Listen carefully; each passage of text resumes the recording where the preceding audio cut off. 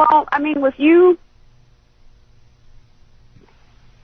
sit down and you do your homework and you look at the money that's spent, when you go back maybe 4 years prior and you look at the Department of Defense budget and you look at the money that's spent, so this building can be deemed the most secure building in all of the United States of America. And then you look at how in the world was a plane even able to get within a certain radius of the building. Yeah, they admit they have missiles, anti-aircraft missiles, guns, all of this, always ringing it. And then we know that day Dick Cheney ordered to stand down. Right. I mean, so you have to say, you know, that leads to more questions. You got to understand, you know, everybody knows at this point that the official story was botched up. They know the official story was botched up. But, you know, there are certain things that lead to certain questions.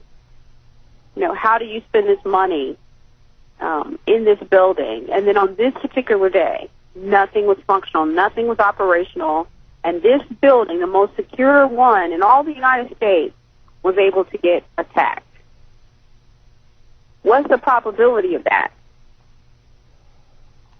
I mean, you have to really look at that. I mean, you really think about it. It doesn't have a very high probability of something like that happening, especially to No, I agree. Now, give people a basic overview of your story, what this led to, lawyers, other things. I mean, hit all the key points. I mean, when I was, you know, again, then it went to, okay, something's got to be done. But I'm more of an effective type person. I'm not more of just talk. I try to find ways to get things done. So the first thing was I wanted to try to find a lawyer. But it was very hard because no one wanted to take the case. Then I started appealing to members of Congress. Now, that means take the case. Tell people what you had a case about. I mean, specific. Well, you know, it wasn't that it was clearly identified because here you had the official story that was saying that it was a terrorist attack. However, there were so many questions out there that would lead you to believe otherwise. And so they were with a legal action. And they were holding up lawsuit, and with legal action, you can get those documents, and then you can put the pieces of the puzzle together. Exactly. So you really start investigating. Right. So the purpose of the lawsuit was to try to obtain a lawsuit. The purpose of it was the best way to get to the bottom of a situation is to litigate and have documents subpoenaed and obtained, and then that way you can piece together what is true, what is fact. This is what happened, this isn't what happened. Yeah, I've done that before. But, you know, it got, you know, one, it was really hard to try to find attorneys who would take it. We finally have two people now in 2008. So we're, you know, it's been a long standing. We thought the commission was going to do something other than what it did, so then that wound up being a disappointment. Finally, in 2008, we've had two wonderful attorneys, which we'll come back probably another time and talk about pursuing litigation options.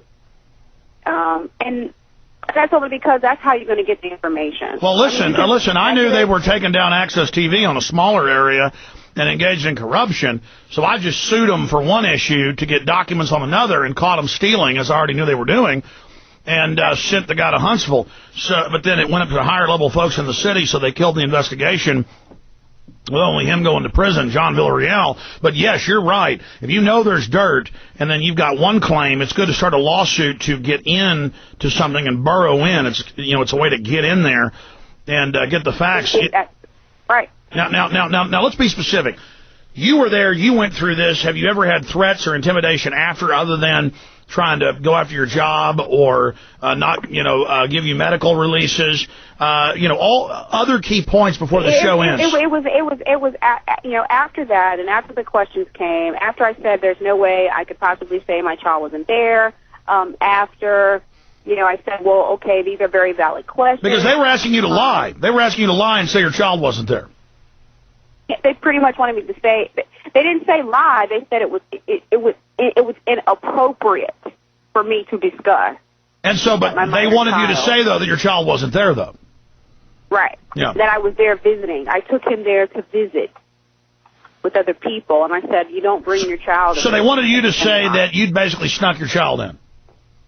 Pretty much. And I brought him there to visit with other people. Okay, so bringing my son to visit. So day one, you're in the hospital bed, and they're telling you this is what you saw, this is what happened, and now they're trying to set dirt up on you, and so you start to really ask questions. I wasn't going to say it, so that was it. I mean, the truth, I say the truth as I saw it from the perspective that I had, and that's what I stand on. And okay, were there threats after that? I mean, now that you've been public for the last year or so, or now longer. It just seems like, actually I've been out from the beginning. I just was trying to find other methods of doing things that had a little bit more teeth to it. We've taken up this issue since January of 2002. And then November, December, that's when we started trying to get attorneys. So ever since then, something was wrong. I mean, you didn't see a plane. None of this happened. You smelled a big, fat, dirty rat. And so run over the high points. I mean, run over the key things that have happened since then. It was like afterwards, an investigation is only supposed to take 90 days from the date of the event. So that's from September 11, 2001, 90 days from September 11, 2001. Investigation part for the medical was not over until 2003. Wow. And then that was because it seemed like every 2 months or close to the beginning of the third month, the paperwork would get lost, and then we had to start all over again.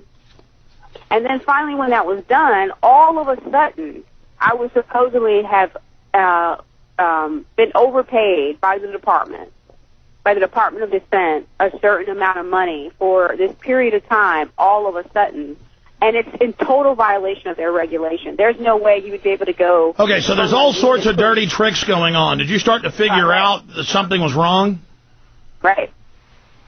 That evidently either I was on something or they were concerned about something that I said, because the behavior, it just all got very unusual. And most of the time when you see that, it can only mean a number of things. But again... April, when did you first start to think, hey, this is an inside job? Well, I began questioning about the end of November 2001, and that's when I began to go on a search to find an attorney. So it's not just,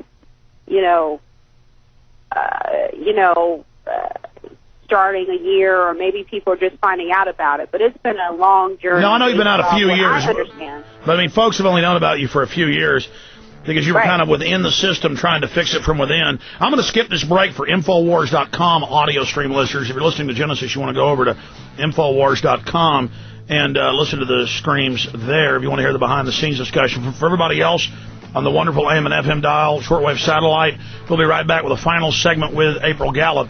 But we're going to skip that break right now for the folks listening at Infowars.com. Stay with me.